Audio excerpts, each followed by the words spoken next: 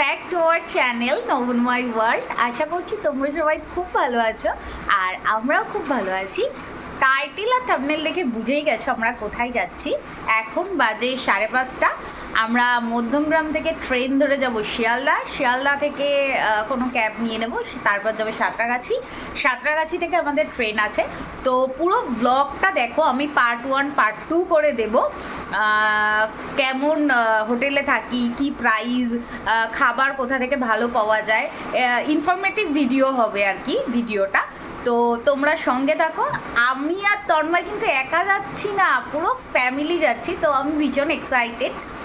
আর তো চলো একেবারে গিয়ে স্টেশনে দেখা হচ্ছে সবার সঙ্গে। আমি আর তন্ময় আগে আগে রেডি হয়ে গেছি খুব এক্সাইটমেন্টে। তো চলো যাওয়া যাক। যে আমরা সবাই, কাকু আছে, কাকিমা আছে, মা আছে আর দিদি পাপাইদার জন্য ওয়েট করছি। ঘুরতে গেলেই কিছু না কিছু একটা বিউটি স্পট বেরিয়ে যায়, তো বেরিয়ে গেছে আমার। সকালে ঘুমতে হয়নি বলে মাথাটা খুব ব্যথা করছে।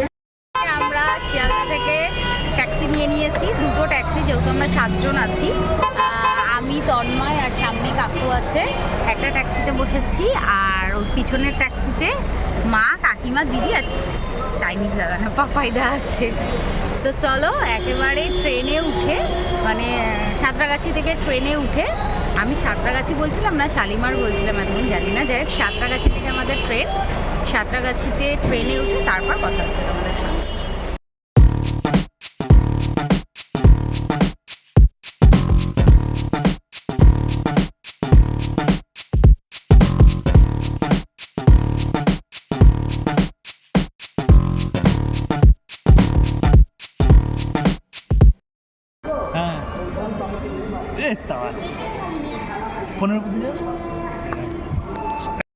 তো আমাদের ট্রেন দিয়ে দিয়েছে এখন।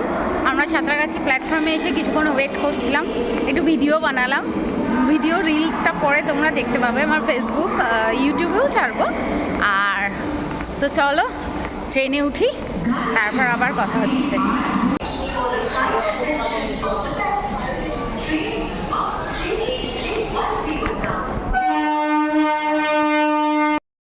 কিন্তু ট্রেনটা আমার একদম পছন্দ হয়নি, কি ঘিঞ্জি। এর আগেও গেছি, এরকম সিট পাইনি। এদিকে দিদি আছে, তন্ময়, ওদিকে কাকু আছে, আর ওই পাশে ওই আমাদের সামনে মা আর কাকিমা সিট পেয়েছে। খুব খিদেও পেয়েছে।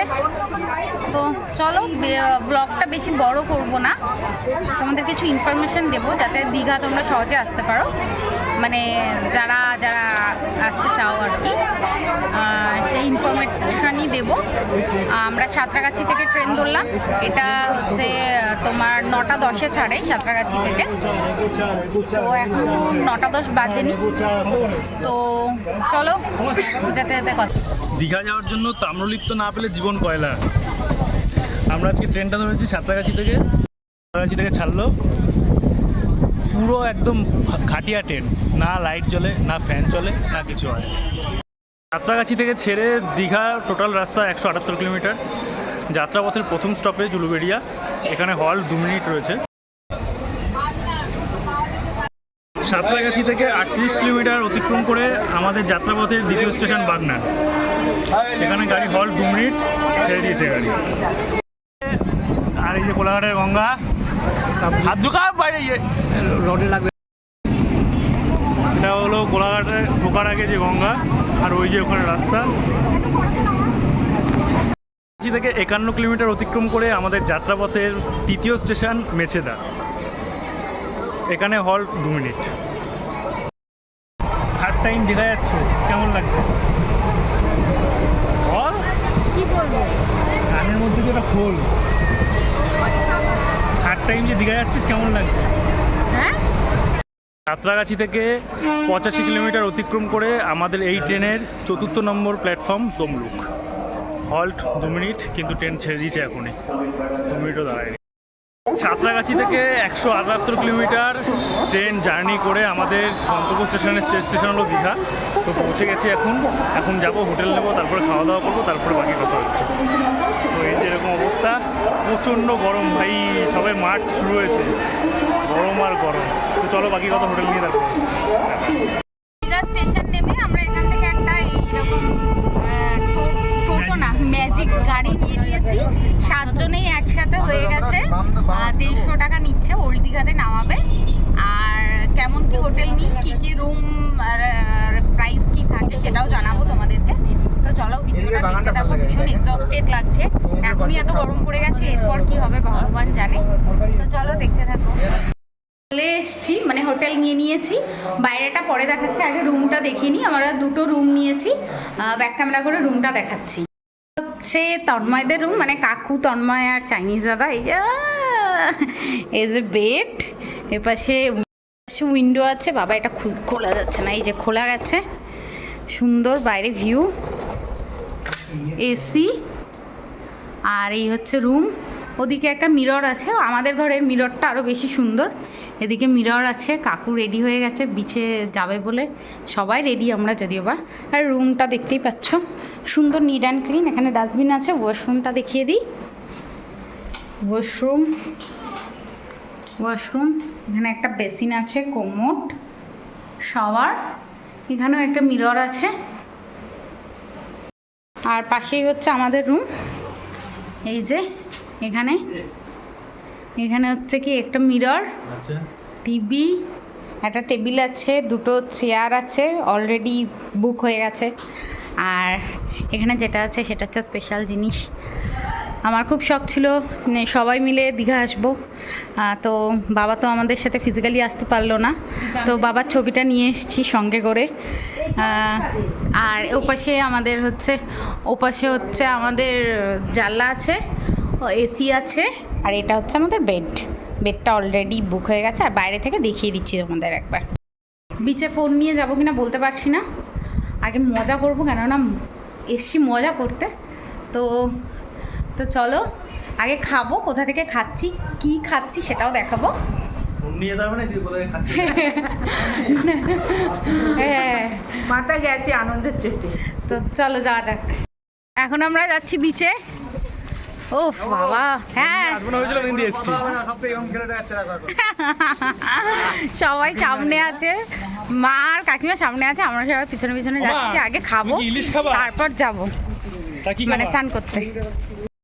আমরা খেতে চলে এসেছি। বাবা আনফর্চুনেটলি ড্রেসের কালারটা, আমরা খাবারটা আসুক। এখানে একটি রেস্টুরেন্টের নাম কি মহাভোজে খেতে এসেছি। দাঁড়াও, কাকু কিছু বলবে, সেটা শোনো। তুমি একটু গিয়ে নিয়ে এসো না, তুমি দেখো একটু ঘোরাও, এক্সপেরিয়েন্স কেমন?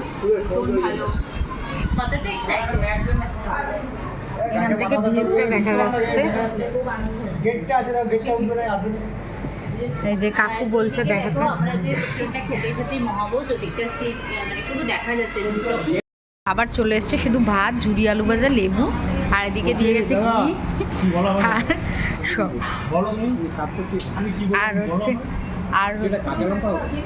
আর হচ্ছে কি এদিকে হচ্ছে ডালও এসে গেছে। আর এদিকে সবাই এত ব্যস্ত, সবাই খাওয়াও স্টার্ট করে দিয়েছে, ওদিকে দিতে পারছে না। আমিও খেয়ে নিই, খুব জোর খিদে পেয়েছে। প্রথমে যাচ্ছে ঘি দিয়ে, তারপরে আছে শুক্তো, তারপর হচ্ছে ডাল, ঝুরি আলু ভাজা, লেবু, এটা একটা কোনো সবজি দিয়ে গেছে, বুঝতে পারছি না কিসের, আর চাটনি। নিয়েছে চিংড়ি মাছ এরকম সাইজ, কাকু নিয়েছে কাতলা, মা নিয়েছে ইলিশ, দিদি নিয়েছে ভোলা, এই চাইনিজ দাদা কি নিয়েছে? ও কাঁকড়া, আর কাকিমার দিকে নিয়েছে পার্সে। এখানকার সব মানে নেওয়া হয়।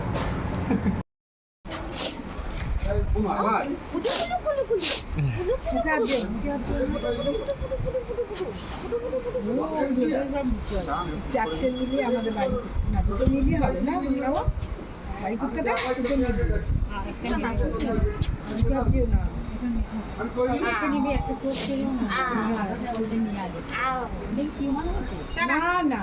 জন্মের পর এসছি আমরা বিচে এবার। এই যে মা, সাথে আমার বাবাও আছে।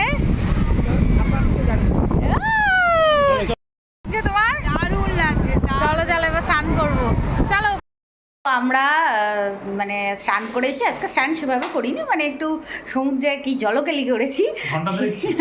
সেটা করার পর মানে হোটেলে এসে একটু রেস্ট নিয়েছি, নিয়ে তারপরে এখানে আমরা সবাই রেডি হয়ে গেছি সুন্দরভাবে। ওদিকে দিদি, এদিকে মা আছে, আর ওদিকে কাকু আর চাইনিজ দাদাও রেডি হয়ে গেছে, এদিকে তন্ময়বাবু রেডি। তো চলো এখন আমরা কোথায় যাই সেটাও তোমাদের সাথে শেয়ার করবো, তো দেখতে থাকো। যদি এই গর্জন না হয় দীঘা আসা ব্যর্থ। সমুদ্রটাকে দেখো, উত্তাল সমুদ্র ভাই।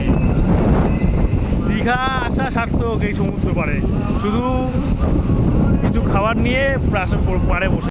চলে এসেছি বিচে, এখানে এখন জোয়ার আর এত প্রচণ্ড হাওয়া দিচ্ছে, মানে আমরা অনেকটা দূর থেকে হাঁটছি তবুও বুঝতে পারছো কিনা জানি না, মানে চুল ফুল তো খোলাই যাচ্ছে না, পুরো হাওয়ায় উলট পালট করে দিচ্ছে।